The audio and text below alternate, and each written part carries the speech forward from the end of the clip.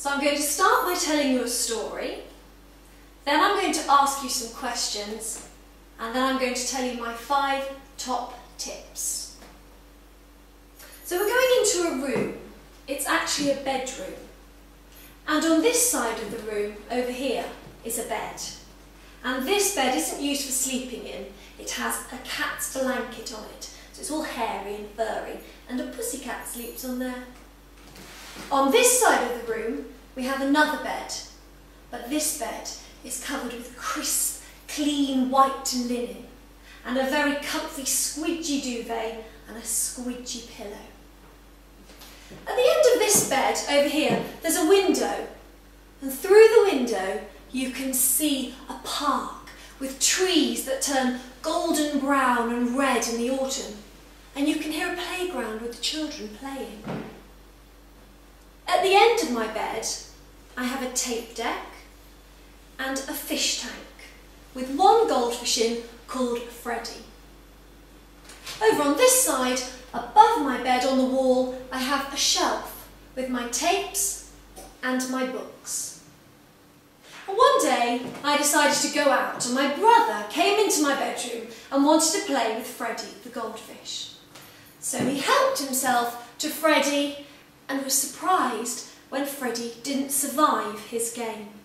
And he left him for me on my bed, my lovely, clean, crisp white bed. I returned later that day to find Freddie, and not wanting to flush him down the toilet, I placed him in a box and put him up on my shelf. So I'm now going to ask you some questions. What room did I set the story in? My first top tip is to be clear with your message. I explained at the very beginning it was a bedroom. Question 2. What was on this side of the room, and could you describe it? And what was on this side of the room, and could you describe it? Tip number 2. Use evocative language. Crisp white linen.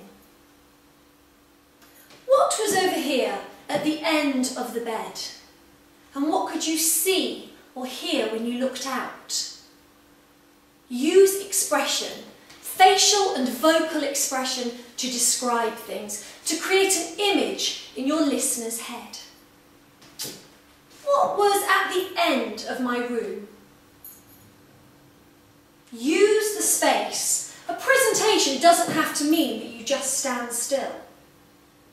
And finally, what was above this bed?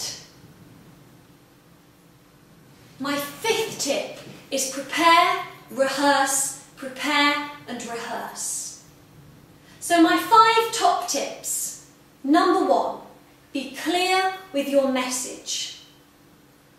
Number 2, use evocative language. Tip number 3, use facial expression and vocal expression. Tip number 4, use the whole space. And tip number 5, prepare, rehearse, prepare and rehearse. I'm Elizabeth Blake Thomas from Essential Basic Training.